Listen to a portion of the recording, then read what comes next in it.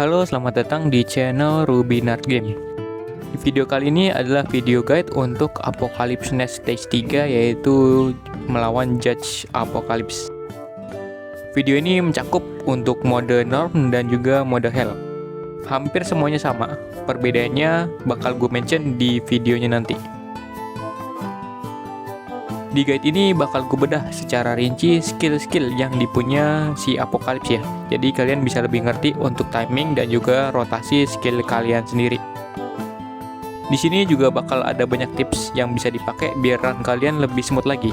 Makanya gue sarankan untuk tonton sampai akhir. Oke, langsung aja ke stage-nya ya.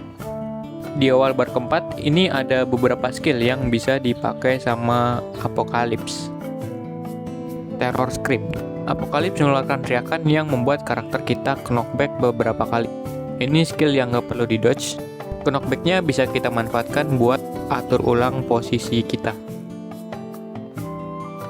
Tentacle Grasp.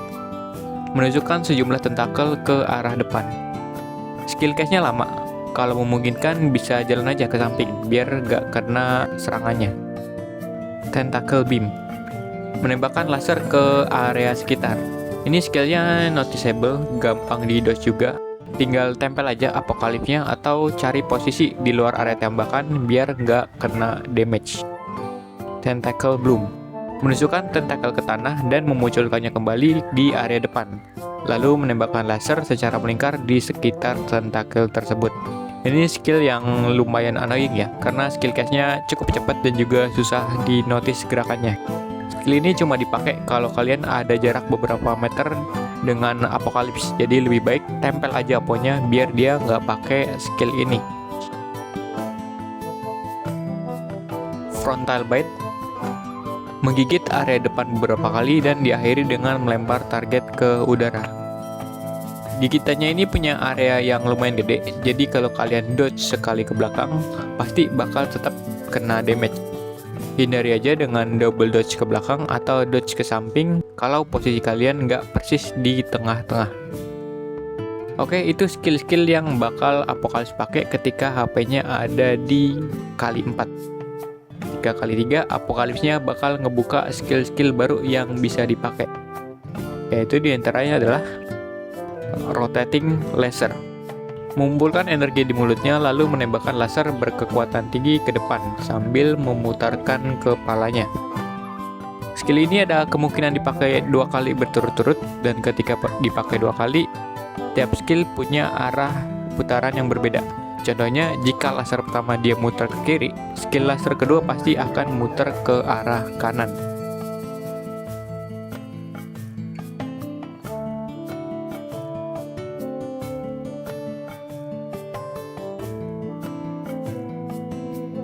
Ini ada beberapa hal yang bisa dilakuin untuk dodge skill ini ya. Untuk Paladin bisa pakai blok.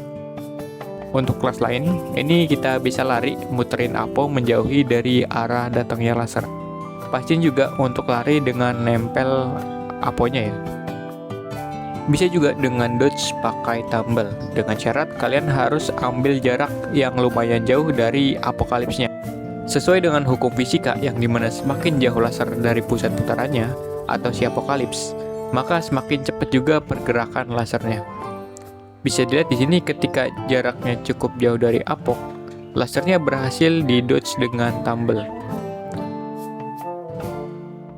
Beda cerita kalau kalian dodge dengan jarak yang dekat, pasti tetap bakal kena hit karena ketika tumble-nya selesai itu kalian masih berada di dalam range lasernya. Pillar of Light. Memunculkan beberapa titik cahaya di semua pijakan anggota party yang akan meledak 1 detik kemudian. Ini biasanya bakal dipakai setelah rotating laser selesai, jadi jangan langsung spam skill pas rotating lasernya selesai.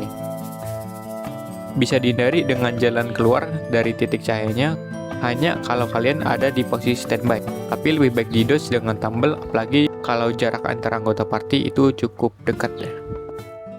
Phantom Charge. Apocalypse mengambil ancang-ancang lalu bergerak cepat ke arah depan. Skill yang noticeable, tapi harus punya timing yang bagus untuk dodge skill ini. Hati-hati karena skill ini bisa dipakai sampai 3 kali berturut-turut.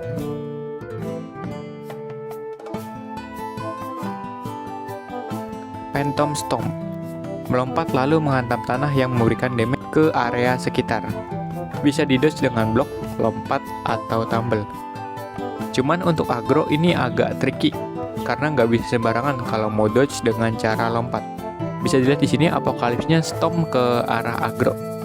Kalau agronya lompat di tempat, otomatis bakal tetap kena damage karena tertimpa sama kepala apokalipsnya. Cara dodge-nya adalah dengan lompat ke depan atau ke samping melewati si kepala apokalips. Jadi kita nggak kena timpa kepala apokalipsnya pas lompat. Oke, itu untuk bar ketiga. Untuk bar kedua bakal unlock beberapa skill lagi, yaitu Summon Tentacle. Apokalips menggoyangkan kepalanya dan menjatuhkan sejumlah tentakel. Tentakel ini bakal hidup dan mengejar player terdekat, mengikat player, dan kemudian meledak setelah beberapa detik. Ini wajib banget untuk dibunuh semua tentakelnya ya, karena kalau tentakelnya masih hidup dan ngikat anggota party, hampir bisa dipastikan bakal tewas. Ledakan tentakelnya sendiri sakit banget, belum lagi apokalipsnya juga bakal terus-terusan aktif buat nyerang. Untuk paladin jangan PV pas skill ini ya, biarin aja tentakelnya ngejar player lain, biar di burst sama mereka. Kalau paladin provoke, otomatis tentakelnya bakal ngejar paladin. Yang jadi masalah adalah paladin nggak mungkin ngurus tentakel dan apokalipsnya sekaligus. Serangan player lain pasti sulit buat ngejangkau ke tentakel yang sedang jalan ngejar paladin. Jadi lebih baik biarin aja tentakelnya, fokus aja ke apokalips, pancing agar menjauhi player yang sedang ngurusin tentakel-tentakelnya. Tentacle Spin. Apokalips mengambil ancang-ancang lalu berputar cepat sambil mengejar ke arah agro selama beberapa detik. Skill yang noticeable, tapi perlu hati-hati untuk aggro. Kalau sekali aja kamu kena damage, ini hampir mustahil buat kabur. Ini karena apokalips bakal ngejar terus, sedangkan aggro yang kena crockback dari spinnya cuma bisa pasrah nunggu spinnya selesai.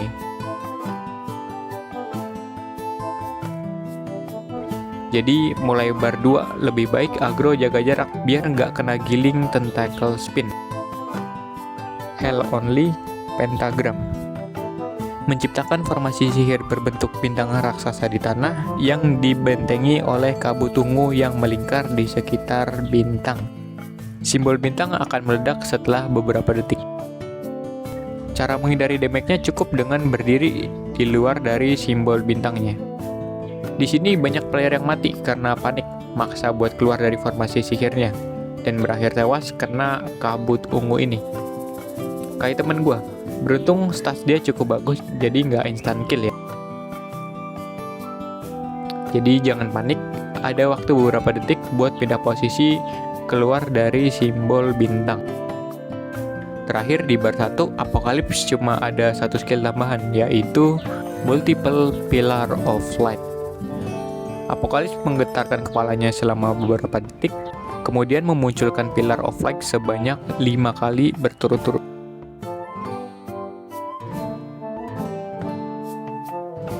Sangat noticeable, tapi seringkali jadi penyebab kegagalan party. Kalau Apok udah getar-getar gini di bar 1, bisa dipastikan dia bakal pakai multiple pillar of light. Yang harus kita lakukan adalah stop nyerang dan fokus buat jalan keluar dari ledakannya.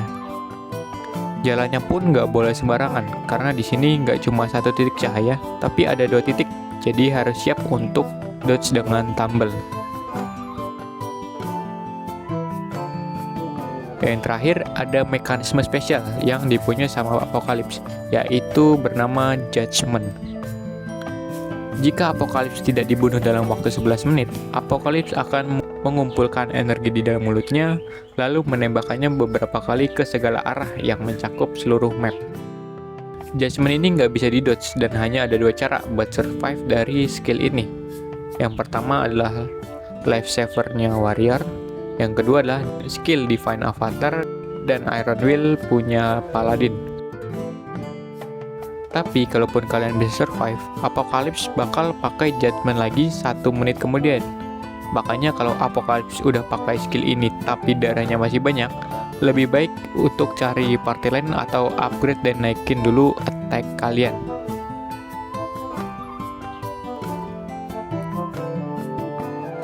Oke, cukup untuk video guide yang ini part 1 ya. Kelihatannya lumayan banyak, tapi kalau kalian udah sering ngeran pasti bakal hafal dan bakal paham. Dan kalau udah hafal, bisa lanjut nanti ke video part 2 nya, yaitu tentang skill combo dan juga positioning. Like dan subscribe kalau kalian ngerasa kebantu. Kalau ada koreksi, kritik, atau saran boleh komen di bawah.